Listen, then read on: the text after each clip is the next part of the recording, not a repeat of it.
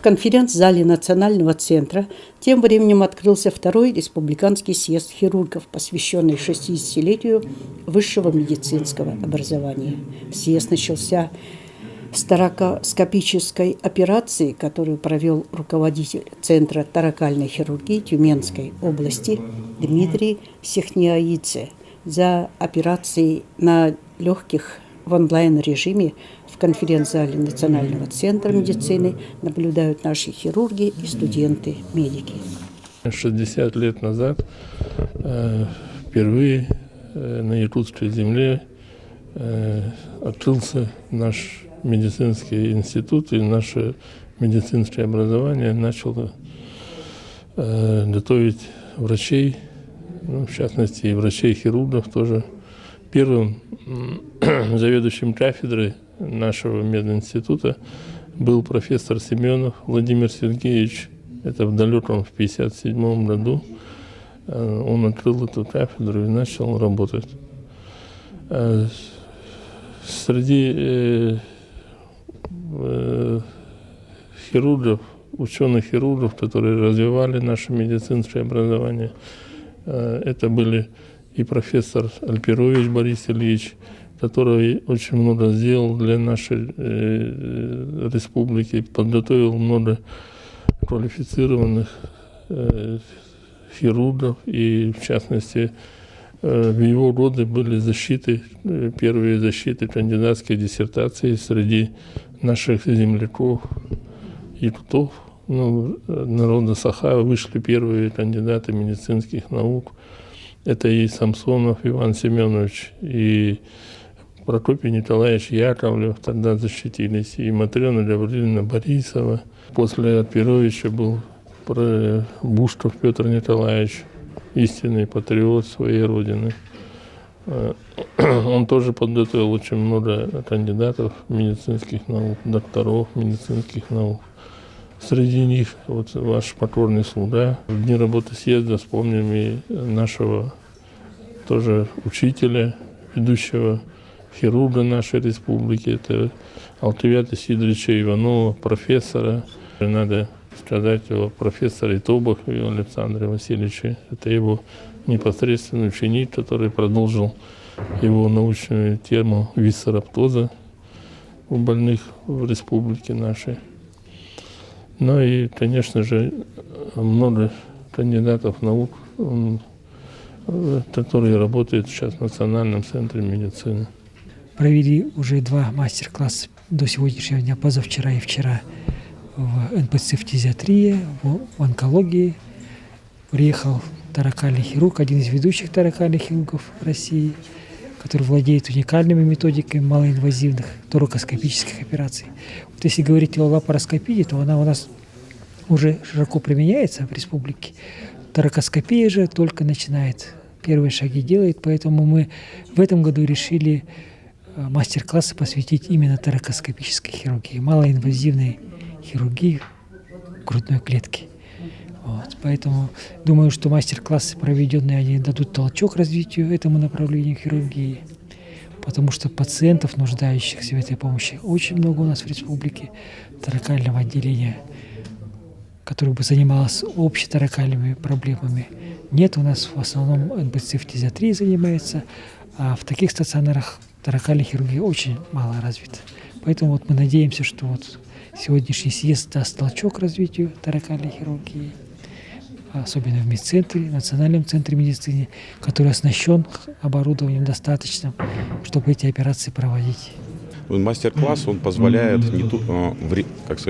онлайн, можно сказать, да, общаться с хирургом, который выполняет операцию, комментировать, задавать вопросы. Также хирург, который оперирует, то есть который проводит мастер-класс, он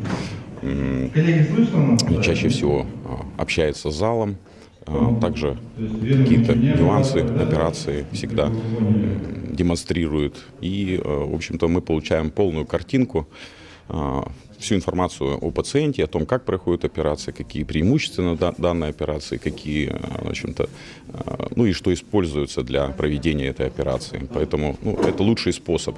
Тем более, что после операции можно задать все интересующие вопросы у хирурга, который проводит мастер-класс, и исчерпывающую информацию по тем видам операций, которые в данном случае этот хирург выполняет. Сегодняшний съезд у нас это посвященный актуальным вопросам хирургии Республики Саха-Якутия, объединяет нас всех, хотя мы по специальностям разные. Допустим, мы сердечно-сосудистой хирурги, у нас своя ассоциация всероссийская, но тем не менее мы состоим в нашем обществе, общество хирургов нашей республики. Это очень важно, потому что мы должны сплачиваться в такое не очень простое время. Очень много вопросов финансовых, экономических вопросов и юридических вопросов тоже.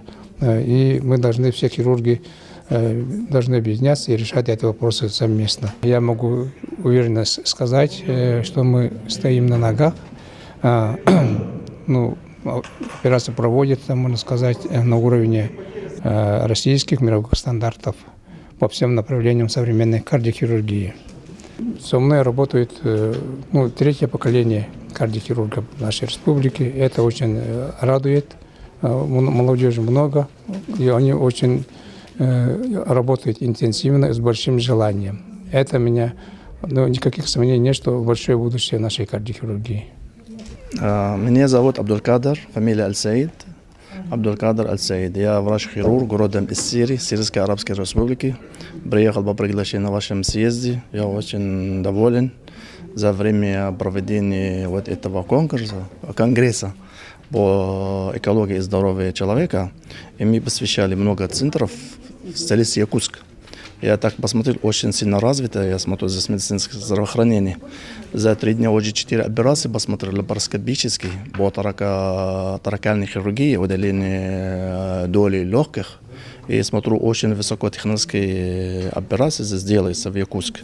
Это говорит о том, что у вас очень развиты эти медицина, здравоохранение и оснащение больниц очень высоко. Я очень поздравляю вас за этот успех. Желаю вам всего хорошего и дальнейшего развития здравоохранения в Якутской Республике. Еще один мастер-класс для хирургов дал руководитель отдела развития колопроктологической службы России Государственного научного центра колопроктологии Александр Веселов. У нас сегодня круглый стол. Тема воспалительных заболеваний кишечника. Мероприятие проводится в рамках 8-го конгресса «Экология Севера», посвященная юбилею нашего медицинского института, 60-летию высшего образования в республике, медицинского образования в республике. Будем обсуждать проблему воспалительных заболеваний кишечника. Собираются специалисты гастроэнтерологи, колопроктологи, хирурги, специалисты хирургического отделения и эндоскопическое отделение в основном. Вот смежные специальности, которые заинтересованы в лечении таких заболеваний. Насколько важна эта проблема для нашей республики? Да, это очень важная проблема, потому что количество больных с такими заболеваниями растет ежегодно. Сегодня конференция посвящена многим вопросам медицины, в частности, заболеваниям желудочно-кишечного тракта. Особо остро стоит проблема у нас с колоректальным раком, который очень тихий и, к сожалению, дает о себе знать только на поздних стадиях. В связи с этим очень актуально обсудить вопросы профилактики и ранней диагностики колоректального рака. Также мы будем обсуждать сегодня вопросы лечения язвенного колита и болезни Крона. У Республики Якутия есть очень хороший положительный опыт. 10% пациентов получают высокозатратную терапию, высокотехнологичную терапию. И это очень важно, поскольку не во всех субъектах обеспечена на таком должном уровне терапии, как в Республике Саха-Якутия. И, конечно, мы будем делиться и перенимать опыт как вашего субъекта, так и всех других субъектов Российской Федерации. И вот настал последний день мероприятий Конгресса. Завершающий этап его, первый съезд врачей республики, прошел на каком-то особо эмоциональном уровне. С приветственными речами выступили на съезде глава республики Егор Борисов, Председатель Постоянного комитета по здравоохранению, социальной защите, труду и занятости Госсобрания Илтумен Александр Корякин и первый президент республики Михаил Николаев. Я бываю часто у вас в гостях. Я всегда слушаю ваши представления о медицине и что надо делать. Вот это моя задача. Насколько возможно, постараться обеспечить вас, чего вы хотите. Но есть другие понятия, о чем сегодня я хотел бы подчеркнуть с точки зрения, почему здесь присутствуют сегодня представители других министерств и ведомств. Министры сидят, потому что здравоохранение – это комплексная проблема, комплексная задача. Прежде всего, мы все нацелены на сохранение физического и психического здоровья человека. Оно зависит от многих факторов. Не только медицина, это одна из частичек, которая решает проблемы здравоохранения. Важно, нужно, особенно от последствий. Я понимаю сегодня, и когда вступал в должность президента 7 лет назад, я понимал эту задачу и ставил, что здравоохранение зависит прежде всего от политики. Если политическая стабильность, если спокойствие у людей, то здоровье сохраняется.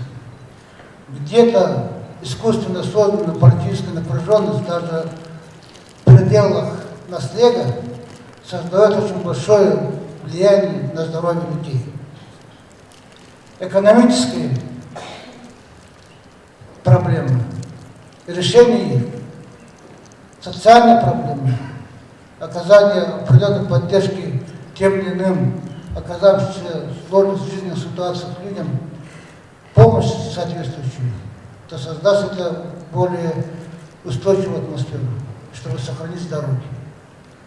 У человека появляется уверенность в завтрашний день. И, соответственно, это вопрос сопутствует, чтобы человек был здоров. О том съезду с самого начала задал министр здравоохранения Михаил Охлопков. Да, это первый съезд в современной истории Якутии, съезд врачей. До этого были съезды медицинских работников. А мы акцентируем внимание, что это первый съезд врачей. Здесь именно врачебный персонал. Мы говорим о ключевых проблемах, о ключевых веяниях, которые будут в медицине 21 века. Мы не определяем горизонт где-то 5 лет, 10 лет. Мы определяем горизонт 50 лет. Потому что это только настолько значимое событие для здравоохранения Якутии, поэтому, соответственно, должны быть поставлены очень большие, широкие горизонты. И поэтому мы озвучили по поводу того, что мы приступили к созданию облачной поликлиники с элементами искусственного интеллекта, что мы переходим на виртуальную, дополненную и смешанную реальность именно в первичном звене. В первом этапе это, конечно, будет в городе Якутске. Соответственно, мы, конечно, продолжим самые основные наши веяния, которые есть. Это, во-первых, улучшение медицинского обслуживания по указу главы Республики Саха-Якутия, населения Якутии, совершенствование высокотехнологичной медицинской помощи, дальнейшее повышение заработной платы медицинских работников. И то, что новое мы говорим, это, во-первых, реструктуризация стоматологической помощи, потому что у нас в Якутии с этим достаточно сложно, потому что мы как раз-таки объединили детскую и взрослую стоматологическую поликлинику для того, чтобы наше население в городе Якутске не стояло по очередям с 5 часов утра. Сейчас с декабря уже это будет работать в тестовом режиме, а с 2018 года это будет отделение первичной стоматологической помощи. И там любой желающий, кто нуждается в лечении, он будет уже проходить через стоматологическую помощь, и он получит сразу помощь. Дальше мы будем развивать и переформатировать ревматологическую службу, потому что реально надо понимать, что в Якутии болезни суставов – это очень большая проблема, особенно среди коренного населения и коренного пожилого населения, потому что климатические условия таким образом воздействуют, что суставы очень многих людей страдают. А у нас всего лишь одна городская клиническая больница, которая занимается ревматизмом. Мы выстроим трехуровневую систему ревматологической службы. И одновременно мы создадим еще второй центр экспертного мнения, вернее, экспертный центр второго мнения по назначению лекарственных препаратов. Потому что мы сталкиваемся с тем, что наши пациенты идут к ревматологу, кардиологу, эндокринологу, терапевту, и у каждого отдельное свое назначение. Иногда получается по 25 таблеток. Это, конечно, недопустимо. И вот этот вот как раз-таки центр будет регулировать и выстраивать, что важнее в данный момент, что больному пациенту важнее и нужнее. И вот как раз-таки в этом аспекте мы будем работать. Медицина сайдытыгар биһиги баратыгар тебис тенге баран хербетигар, конечно же, үппүт карчыбыт надатын. Это бу основной сылбыт сорокпут яханада. Похлор биһиги амма балахатыгар 2-10 сылтан первичное сосудистое отделение ян арыяктакпыт. Ол чарчетинен биһиги компьютерный томограф атластыбыт. Хебилигин хүрдагылыхан капитальный ремонт боло турар стационар бытыгар. Олата биһиги бебит нехилени бюджанугар. Бу горакка кирен анья манна хордонон келелерин бараларын ол соларын жепчетеммет максимально бардын белин олор сиддергер оңруктакпыт. Бу первичный сосудистое отделение денге инсуллабыт, оны сүрөктөрүнүн ылжыбыт жону уус майылуухун кытыры тебис тенге онны эмдирге биһиги сыл соругламыт хити программанын үлели хиджабыт. Амма бут улуугар опсайнан 16 артыгынча кихи олорор. Бу сайды хаддак баран хердитек битне кенники 3 сылга опсайнан медицинага улахан сайды баран хердиекпиннада. Ол биһи самый главный вопрос битнан болар киека кихили сыганнахы онда Джон опсайнан балыга мәне калбак болар. Кин тора калакалах болан ыджан келеллер очок бу киека бихетне кихили сыган оны келинде кетер хүддәг шөдүк кепсетен көрүстәкне очогону бу кихин эйяка да верете бутын улакан үрдүр улакандык онда кини даже кихитулуттан үтүрен кирен барактыр десеп жоннор. Олихин биһиги билген аммабыт балыгатыгар поликлиника бутыгар, ого консультационный кинигер, бүтүннүтүн вежливое здравоохранение ден программанан оңордуп, бүгүн эсе бу реанимационный массыналары күлүстерин туттарыктыра, бу массыналары бен хүрдө улган солталактыр. Эти массынага холбурга жибит кихине медицинский көмүнө сразу массынага оңоран керебет. Кини асагалыбыт. Тога жетергене ол массына полностью кислородный концентратора, электрокардиографа, тох бар надаллах маннеге көмүнө оңорор териле бүтүннү бар массынага. Онон биһиги бу сиестен кетехебит биһиха хим бир сыллар сороктор тураллар де. Ол сыллар бүтүн сороктор бүтүн тебис тенге бары бахарсын кайда көсө шүдүк оңрок бүтүн сөбү. Кайда кынан биһи жоммут ологун ухатык бүтүн сөбү. Кайда кынан биһи жоммут доробой оны чөл олоктак болларын ситияктак бит. Первые съезды всегда бывают знаковыми. Они подводят итоги проделанной очень громадной работы большого коллектива. С другой стороны, принципиальное направление, новые направления намечает. Вот той высокой технологии, которая внедряется в нашей реальной жизни, и социальной жизни, и экономической жизни, те вот новые достижения науки, создание искусственного интеллекта, создание, цифрование всех процессов, дальше роботизации и так далее. Вот все это в конечном итоге повлияет на человека. Поэтому человека надо готовить. Мой анализ, которым я сюда приехала, который сделала Высшая школа организации и управления здравоохранением, он как раз показал, что в Республике Якутия, несмотря на очень непростые условия, это на низкий уровень урбанизации, это на огромное расстояние, арктический климат, ну у всех арктический климат, да, это я сравнивала с регионами арктическими, смогла добиться очень хороших результатов. Какие это результаты? Кстати, у вас еще выше, чем в других приполярных регионах и заполярных регионах Российской Федерации, у вас еще выше доля коренного населения, что тоже создает определенные сложности в оказании медицинской помощи. И вот при этих условиях вам удалось добиться ожидаемой продолжительности жизни почти 71 год. И это выше, чем средний взвешенный показатель по другим при- и заполярным субъектам Российской Федерации. Второе. В Дальневосточном федеральном округе российском Якутия по эффективности здравоохранения, то есть что такое эффективность? Это значит добиться результата, ожидаемой продолжительности жизни за имеющиеся средства. И вот вам удалось занять второе место. И я вот поздравила сегодня участников, потому что это труд организаторов здравоохранения и поддержка президента республики. Это очень важные вещи. И, наконец, когда мы сравниваем регионы мира, когда мы сравниваем регионы, арктические территории мира, ну, такие как Аляска, северо-западные территории Канады и все то, что находится за полярным кругом, и скандинавских стран, мы сравнили все российские приполярные регионы с вот этими арктическими территориями стран мира.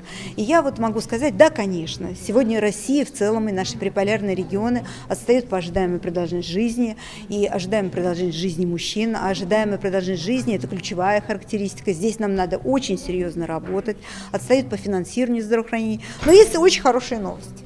Во-первых, младенческая смертность в Якутии на самом деле на уровне Канады, я имею в виду северных ее провинций, и это тоже большое достижение, и достижение наших медицинских работников. Второе, мы такой составили рейтинг эффективности всех этих регионов и мира, и приполярных регионов. И мы получили, что среди их более 25, то Якутия оказалась у нас на 7-м месте, обогнав при этом Канаду и Аляску. Так что вот какие результаты. Но есть и задачи, поставлены президентом Российской Федерации Владимиром Владимировичем Путиным. К 2025 году поставлена задача увеличения ожидаемой продолжительности жизни наших российских граждан до 76 лет. У каждого субъекта, у каждого региона будет своя задача. В Якутии это будет 75 лет. Скорее всего, вот мы более точные расчеты сделаем, мы будем с вами сотрудничать, я надеюсь. И это означает увеличить ожидаемую продолжительность жизни на 4 года, с нынешних 71 года. Вот что надо делать? 2 блока, в котором направлении деятельности, которым мы должны заниматься. Первый блок – это здоровый образ жизни, снижение распространенности алкоголизма, табакокурения, потребления алкоголя. И вот эта зона ответственности, вот сейчас сам Егор Афанасьевич сказал, мы должны все вместе, всем миром на это кинуть. Это один блок. А мы вам будем в здравоохранении помогать. И есть вторая часть – увеличение доступности и качества медицинской помощи. И вот здесь тоже нам предстоит решить серьезные задачи. И главное – первичное звено, лекарства для населения и повышение квалификации врачей. Высшему медицинскому образованию нашей республики 60 лет. И очень логично, что первый съезд якутских врачей прошел под флагом 60-летия медицинского образования. Думаю, что не ошибусь, если скажу, что почти все делегаты первого съезда врачей Якутии – выпускники высшей медицинской школы республики. Сегодня очень волнительно. День такой. С утра вот идет первый съезд врачей республики. И после обеда в 4 часа мы ждем всех выпускников в свой альма-матер. Все, надеюсь, примут очень активное участие и придут к нам, чтобы разделить радость, встретиться с собой, поговорить о своих достижениях, успехах. За 60 лет существования высшей медицинской школы в Якутии у нас выпущено 8254 врача. И это огромная армия, около 80% всех работающих врачей в республике – это выпускники медицинского института. Вот. Мы очень горды тем, что мы, являясь, можно сказать, кузницей кадров высшего медицинского образования Якутии, очень тесно сотрудничаем с Министерством здравоохранения. Мы идем в ногу со временем и вместе достигаем определенных успехов. Технической оснащенности профильных организаций региона. Так, за 2016 год получителя Комитета Государственной Думы по охране здоровья Дмитрия Анатольевича Морозова. От имени Комитета Государственной Думы участников Первого съезда врачей. Первый съезд врачей Якутии завершил свою работу. Он определил новые векторы развития здравоохранения.